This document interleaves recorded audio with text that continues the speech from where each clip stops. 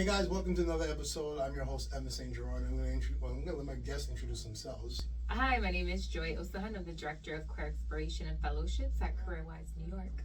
Hi everyone, my name is Gaston. I'm the VP of Employer Partnerships, also at CareerWise New York. All right, I guess the number one question people are asking right now, what exactly is the company? What do you guys do? Yeah, I'll let Tony take it away. I had a feeling you were going to do that. So, in a nutshell, CareerWise New York, we're what's known as, a youth apprenticeship intermediary. And what that means is that we work with businesses, school districts, large-scale organizations, other intermediaries, and post-secondary institutions to create standards around youth apprenticeship opportunities for high school students. Okay. In New York, what that means is that, we worked with a lot of employer partners in New York City Public Schools directly to provide opportunities to 16 and 17-year-olds to enter the workforce at many large corporations. I think Tony summed it up, but what I will add also is that we are in partnership with New York Public Schools, and so we have an opportunity to work really, really closely with selected high schools to bring forth this opportunities to students. And it starts out in 9th grade, which we provide a curriculum, which is through some of our external partners. So then we want to prepare our students for apprenticeship opportunities, but even on a greater scale, we want our students to be able to be work ready. And so it starts within the classroom. And to you homeowners, the people who are buying homes and selling homes, this is really important because you want to start the kids very early so they contribute in your purchase or your sale of your home. Anyway, so my next question for you is, what drew you both basically to this company? Why did you go? Yeah, that's a big question, but an important question. So I'll just start with myself, Evans. I've been in, the nonprofit space for probably the last 21 years, been in the workforce development space for the last 13 years. And what led me to, make that slight career pivot from being wholly focused on youth development services to workforce development is the fact that, at about 2011, I found myself the victim of the recession, right? As many of us were, as many of your homeowners were back then. And so I needed to try something different in order to create income, in order to further my career, and happened upon a workforce development organization that was doling out free tech training. Okay. Totally, up until that point, wasn't my wheelhouse, wasn't something I'd done intentionally before, but kind of took that leap of faith, went through a 4-month technical training program, and then after that, instead of entering the tech field, was offered an opportunity to work for the organization. Okay. Stayed there for 7 years working on employer partnerships, eventually went to a similar organization to do the same. And, for that, let's call it 10-year stretch of my career, very focused on helping adults find opportunities within technology, right? Very, important sector to find opportunity within. But in that work, being very transparent, it's oftentimes about employing very reactive solutions, right? Serving individuals who may not have found success in college or in other career pathways and presenting another option to them. What I loved about the opportunity at CareerWise was it's really the same solution, right? Empowering people through knowledge and access to resources and technology, but our solution is very proactive in that we're starting with high school students, so providing those same career opportunities as early as possible. For me, all I've known is working in nonprofits, but it wasn't until I want to say about 4 years ago I had an opportunity to be a dean. I was the dean of the college and career office.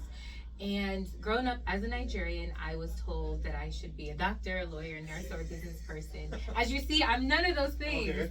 And I think but you're helping. I'm helping folks. Yeah, helping those people who are going to become those people as well. So. Exactly. You are a business person. Yeah. So. Yeah, essentially, yes. So you're planting the seeds for the other folks. So exactly. It's important. So that's true. And so one of the things I realized that even in my personal experience was that I wish I was exposed to so many other opportunities.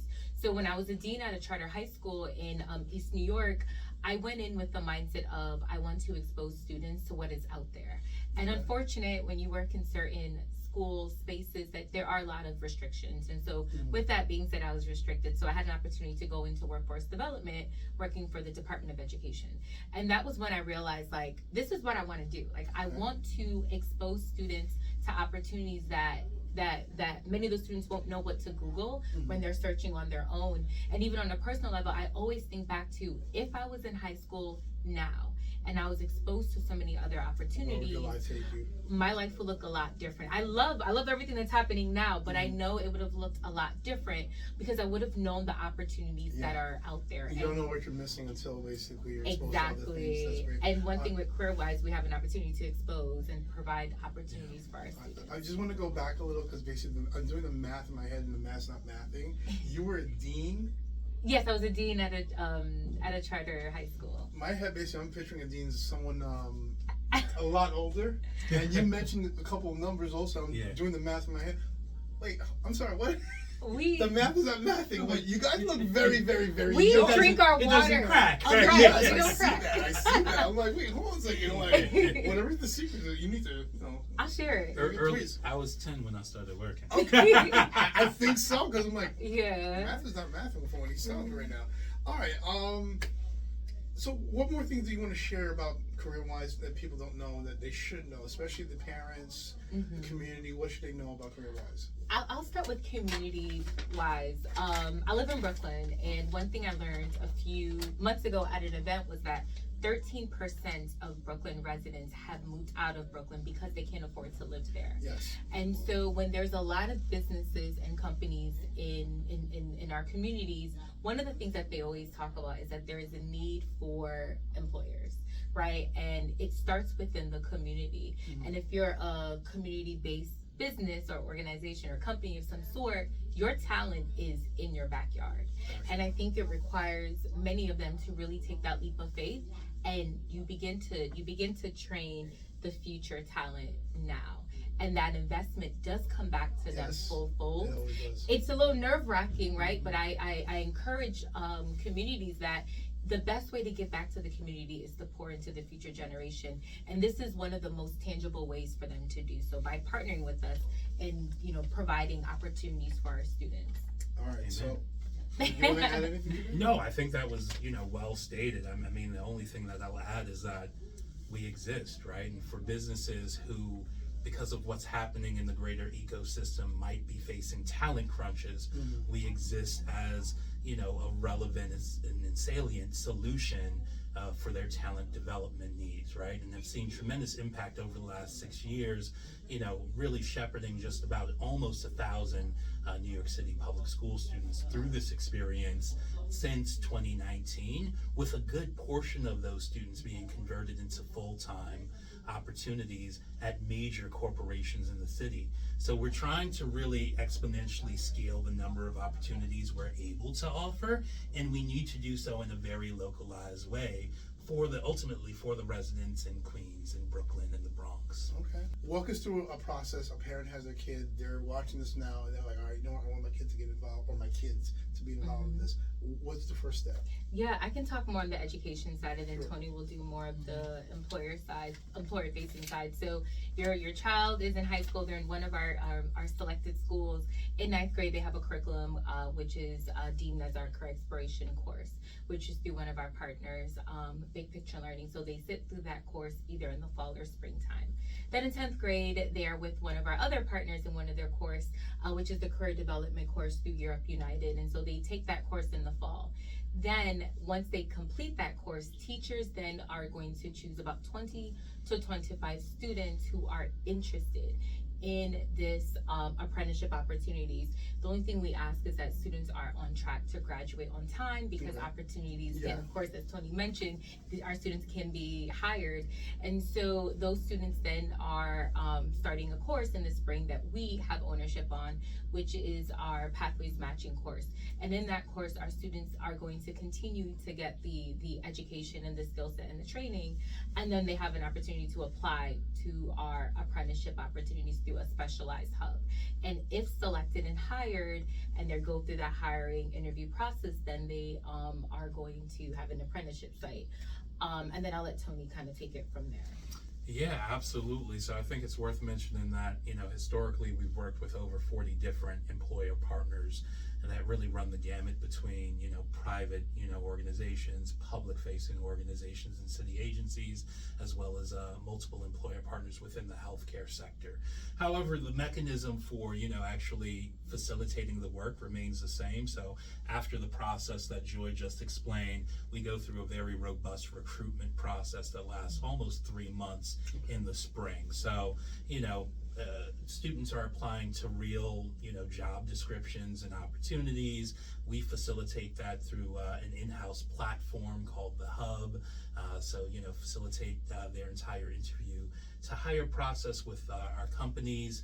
And then after they receive a job offer, what we facilitate as an organization is a front-loaded training period in the summer before they start the apprenticeship. So currently, right now, the cohort that we just, are about to onboard, they're going through front-loaded training right now, which is a mixture of durable skills development and occupational training according to the roles that they have. After that, we go from July to maybe the middle of October, and mid-October they start at their apprenticeship host sites for 2 to 3 year apprenticeship opportunities. So they're with these organizations on a part to full-time basis for 2 to 3 years, 1 year in high school and up to 2 years post-secondary, gaining real job experience, right? Our program is really predicated on a model of competency, attainment, and progression. So this is no longer about career exploration and feeling your way around a job. This is really about acquiring the skills that you need to stay there for like the next 20, 30 years. All right, so my next question is, you've been doing this for quite a while. Is there, without saying people's names, are there any people that you can talk about basically, hey, you know what, they went through this program, they did get a job, they flourished, and not only did they get a job, they're in a career, now they're doing something else. Is there anything that you want to speak on? Absolutely. I mean, you have to keep in mind that, we launched our first cohort in 2019, right? Which means our first program graduates were in 2022, right? Okay. Very small cohort, but I would say just about 30% of that cohort were able to be converted into opportunities. So we have apprentices of some of our partners right now, which are major corporations, who have their own apprentices now, right? That's what I like to hear. Who are doing things in the technology space, who are doing things in the marketing space, who are doing things in the human resource space, right? Who are, creating positive impact within their respective workplaces and shepherding the next generation of apprentices through this experience. The reason why I wanted for them to come here, be part of this, is just to give, like I've always said in all the videos, all the shows that we've done, so we always want to give options to our clients, whether it's pretty much homeowners, sellers, buyers, whatever it is that you're thinking of doing. I want you to plant the seeds in the kids so they know what they're doing, so when they have a good, stable career, then they're also thinking about home ownership as well. They're buying their first and second home. So you want to get them stable with the finances and also buy property, become a homeowner, and then start the whole trend. Just because back in the day, I'm a bit older than both you guys, probably than a lot of you watching this also.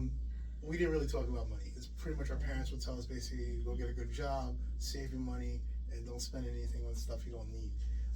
But there's a lot more to it than that. If we were exposed, like you guys mentioned before, we were exposed to stuff back in the day, we would have known, all right, take a couple dollars, put it here, and put it here, and then watch it, put it in the bank, maybe stocks, bonds, whatever the case may be. You would be a different place right now. And then when you take that money and then you pour it into your real estate, or real estate's plural, you buy here in New York, you buy in another state, Florida, Atlanta, wherever it is that you want to buy, and then you start planting the seeds for the kids.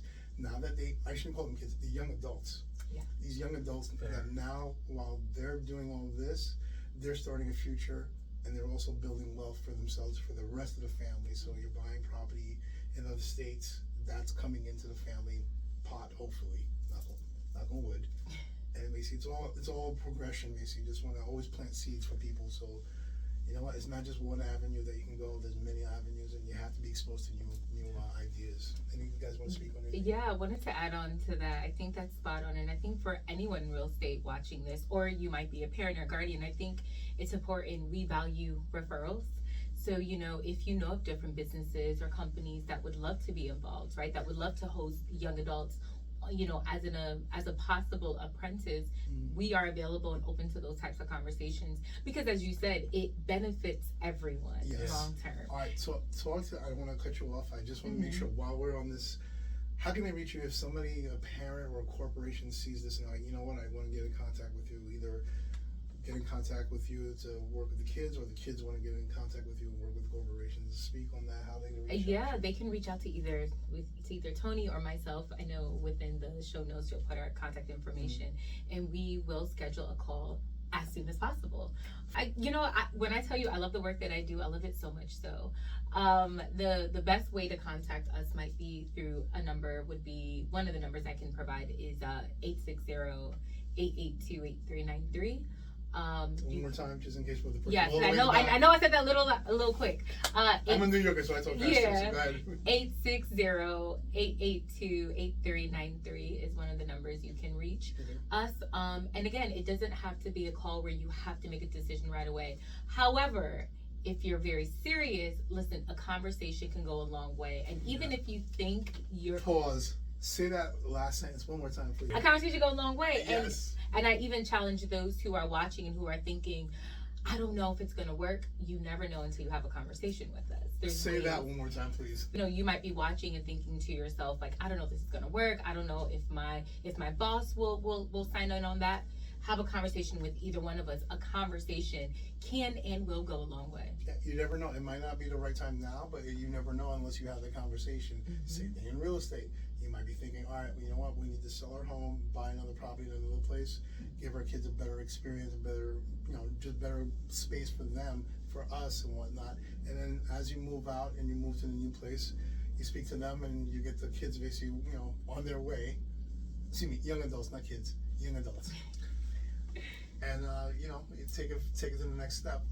My next thing I'm going to say is pretty much, I always mention this all the time. I'm your real estate agent, but I'm more than your real estate agent. The connector.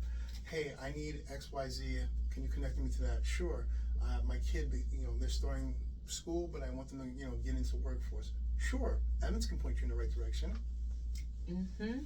So that's pretty much it. I'm your real estate agent, but I'm more than that. So feel free to reach out to me if any matters when it comes to selling a home, selling and buying at the same time. You have situations. There's a lot of life situations that are happening currently, whether it's divorce, relocation.